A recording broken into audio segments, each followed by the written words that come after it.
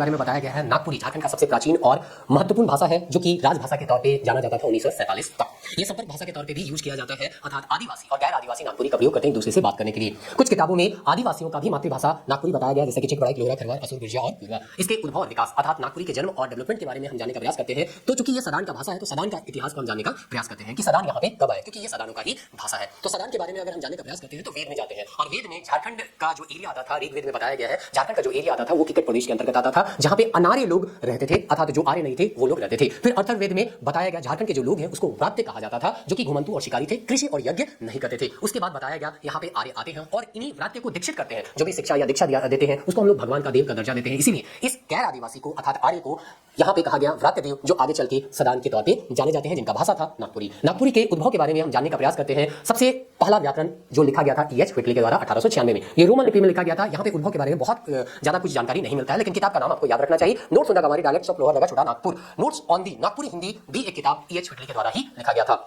फिर नागपुरी के बारे में हम जानने का प्रयास करते हैं। जॉर्ज अब्राहम गियर्सन के द्वारा जो लिंग्विस्टिक सर्वे ऑफ इंडिया करवाया गया था, ये पब्लिश होता है 1928 में। नागपुरी को यहाँ पे रखा गया था भोजपुरी के अंतर्गत, अर्थात बिहारी के अंतर्गत ये तीन बोली बताते हैं, मगही, भोजपुरी और मैथिली, और भोजपुरी के अंतर्गत था नागपुरी बोली। तो यहाँ पे जॉर्ज अब्राहम गियर्सन के द्वारा नागपुरी का स्वतंत्र अस्तित्व को अस्वीकार कर दिया गया। श्रवण कुमार गोस्वामी आते हैं और नागपुरी और उसके शिष्ट साहित्य पर रिसर्च करते हैं, और ये सबसे पहला रिसर्च करने वाले थे 1970 में। नागपुरी का एक स्वतंत्र अस्तित्व बताते हैं अपने रिसर्च में, और इसका आधार था व्याकरणिक, भौगोलिक, जातीय और सांस्कृतिक। और इस तरह से ये दो किताबें लिखते हैं, नागपुरी भाषा और नागपुरी शिष्ट साहित्य। पीटर शांति नौरंगी आते हैं और एक किताब लिखते हैं सिंपल सदानी ग्रामर, जो कि अंग्रेजी में ही लिखा गया था 1956 में। नागपुरी सदानी बोली का व्याकरण 1965 में किताब लिखते हैं, और इन दोनों किताबों में यहाँ पे बताने का प्रयास करते हैं कि नागपुरी जो है उसका उद्भव संस्कृत और प्राकृत भाषा से हुआ है, अर्थात उसका जड़ जो है वहां पे ही मिलता है। सदानी भाषा के रामायण कालीन निषाद मन से भी जोड़कर प्रयास करना का एक मतलब बताए का प्रयास कर रहे थे कि नागपुरी बहुत पुराना भाषा है कि ये भोजपुरी का रूप बोली ना लगे। पंडित योगेंद्र नाथ तिवारी अपना एक किताब लिखते हैं नागपुरी भाषा का संक्षिप्त परिचय, जो कि 1970 में ये छपता है, और यहाँ पे भी ये बताने का प्रयास करते हैं कि नागपुरी जो है वो फणिमुकुट राय के काल से चलता आ रहा है, अर्थात नागवंशी का जो पहला राजा थे उनके काल से ही यह चलता आ रहा है, और वही समय से इसको राजभाषा का भी दर्जा मिला था। उसके बाद डॉक्टर पुनेश्वर अनुज की किताब लिखी है नागपुरी लोक साहित्य, उसमें पता चलता है मागधी अपभ्रंश से ये भाषा निकला है। बहुत सारे और भी भाषा निकले हैं, जिसका एग्जांपल दिया गया है नागपुरी, मगही, भोजपुरी, मैथिली, उड़िया, बांग्ला और असमिया। उसके बाद डॉक्टर विश्वेश्वर प्रसाद केसरी आते हैं और वो भी बोलते हैं नागपुरी